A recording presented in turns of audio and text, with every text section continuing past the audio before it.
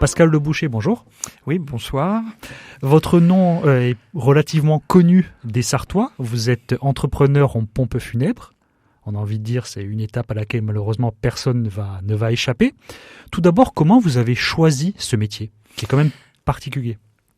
Eh bien écoutez, pour tout vous dire, à peu près à l'âge de 10 ans, j'ai eu un petit peu cette vocation qui est apparue et en fait qui ne m'a pas vraiment quitté, mais le hasard a fait qu'un jour j'ai rencontré un ancien directeur de pompes funèbres qui était donc à la retraite, client de mes parents, qui était photographe à la Flèche.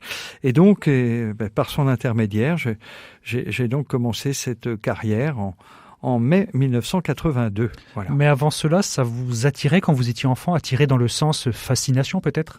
Oui, alors fascination, je ne sais pas, mais effectivement, quand je voyais passer un fourgon mortuaire à la Flèche, étant petit, je me disais, plus tard, sans doute que je conduirais un camion comme ça. Vous voyez, c'était un peu quelque chose qui a été à la base et à l'origine du métier que j'exerce aujourd'hui. Vous vous êtes pas forcément posé la question, mais là, avec le recul, c'est quoi qui vous attirait dans le fait de se dire, enfant, je voudrais plus tard conduire le corbillard, là où d'autres préfèrent conduire un autobus, par exemple? Je pense aussi que la mort, c'est pas ça qui me fascinait, mais en fait, c'est peut-être aussi au départ le décorum, on va dire, la pompe un peu. La solennité. Voilà. Et puis en même temps, eh bien, le service rendu auprès de personnes, ça je l'ai vu, si vous voulez, en continuant cette activité depuis plusieurs années, bien sûr. Et je me suis toujours dit que le service auprès de gens qui sont un petit peu dans la peine est important. Voilà, il faut être à leur côté et pouvoir répondre à toutes leurs questions. Le thème, le mot est peut-être un peu fort, surtout dans une radio chrétienne, mais on peut presque parler de vocation à ce niveau-là. Oui, je pense que vous pouvez dire vocation. Et donc, vous exercez ce métier depuis 1982 et quelques années après, vous vous lancez à votre compte. Voilà, alors donc je travaillais en Normandie pour une grande société de pompes funèbres et puis le 1er avril 1986, je me suis installé au Mans, tout d'abord place du Hallet, près de la mairie du Mans, et puis ensuite en 1992, donc j'ai installé un autre bureau, place Adrien Thironneau, sur le quartier de Pontlieu, et puis en 2016, après le décès de papa, j'ai installé un magasin à la Flèche. Voilà. Donc 1er avril 1986, ce n'est pas une plaisanterie, vous vous lancez à votre compte. Voilà. Non, ce n'est pas du tout une plaisanterie. Et en presque 40 ans, enfin même plus de 40 ans si on compte la partie où vous étiez employé, c'est un métier que vous avez dû voir évoluer. Énormément. Évoluer dans beaucoup de domaines, surtout, je dirais, dans l'évolution des mœurs de la société. Et puis à l'intérieur même de ce métier, les choses ont beaucoup changé puisque maintenant, si vous voulez, on va plus vers des crémations que des inhumations. On essaie quand même de faire les choses à des coûts un petit peu moins importants qu'il y a quelques années, parce qu'on sent bien aussi qu'il y a des préoccupations économiques qui font réfléchir les personnes. Et puis la crémation, pourquoi on l'a choisie aujourd'hui? Parce que l'éloignement des familles, des enfants qui ne sont plus forcément dans la région et qui ne peuvent plus se recueillir. Voilà, effectivement, je dirais, ils sont plus forcément en France, même parfois ils sont à l'étranger, et donc entretenir des tombes, c'est parfois un peu compliqué. Voilà. Et vous nous disiez en préparant cette émission qu'on ne dit pas incinération, contrairement à ce qu'on dit très souvent quand on parle d'une personne. Pas incinération. L'incinération, c'est réservé aux déchets et aux animaux, et on parle de crémation. Et donc aujourd'hui, on est peut-être sur quelle proportion ici en Sarthe entre crémation et inhumation? Alors je dirais qu'il y a une moyenne à peu près qui est environ de 55% d'inhumation pour 45% de crémation, tout en sachant que les générations nouvelles de jeunes sont plus portées maintenant à revenir sur des inhumations.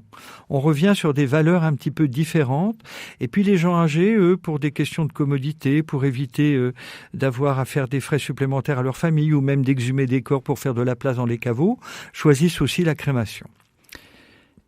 Quel est le quotidien d'un conseiller funéraire? Vous savez, chaque journée est bien sûr différente et nous n'avons pas un métier que l'on peut préparer, je dirais 48 heures à l'avance, parce que nous sommes toujours un petit peu dans l'attente d'un coup de fil qui, malheureusement, nous annonce une mauvaise nouvelle. Et il faut être là, disponible à tout moment, je dirais même 24 heures sur 24, puisque on assure des permanences à tout moment, les dimanches, les jours fériés, même la nuit. Travailler dans les pompes funèbres, ça fait partie des métiers, comme on imagine par exemple les banquiers, les professeurs, les journalistes aussi, où on croise à peu près toutes les couches de la société. Ça fait partie, je dirais, de ce qui vous plaît, ce qui vous motive au quotidien. Oui, effectivement. On rencontre, on va dire, toutes les couches de la société. Je dirais des plus simples aux plus modestes, aux familles, je dirais, on va dire, plus connues ou respectablement connues. Est-ce qu'il y a une fonction, sans doute, une fonction d'accompagnement dans votre métier ? C'est pas juste mettre des gens en bière, il y a le fait d'organiser, peut-être d'aider à la cérémonie, de parler aux proches du défunt. Ça rythme votre quotidien ? Oui, alors aujourd'hui, il y a deux grands types de cérémonies. La cérémonie religieuse, qui en principe est donc réalisée par un prêtre ou une équipe de laïcs missionnés dans une église. Et puis, il y a ce qu'on appelle des cérémonies laïques, qui n'ont pas de culte particulier. Et nous sommes là aussi pour organiser ce genre de cérémonie qui se déroule soit dans des salles funéraires appropriées ou alors dans des crématoriums. Donc, nous sommes là aussi pour coordonner un petit peu et puis veiller à la réalisation de la cérémonie en elle-même. Alors en apportant un petit témoignage personnel qui peut être lu par un des membres de la famille, quelques textes que nous proposons, des morceaux de musique que la famille aime bien ou que le défunt aimait bien. Comment on arrive à s'adapter à ce que l'on peut appeler, entre guillemets, son public, en fonction par exemple des différentes sensibilités, des différentes pratiques religieuses des personnes concernées ? Ah ben voilà, c'est là aussi un apprentissage pour nous parce qu'on en découvre à chaque fois. Récemment, on a eu à organiser une cérémonie un petit peu particulière. Donc, si vous voulez, il faut s'adapter en connaissant un petit peu les coutumes et les habitudes. Et puis, quand on ne connaît pas, on s'informe auprès des gens qui sont supposés animer ce culte.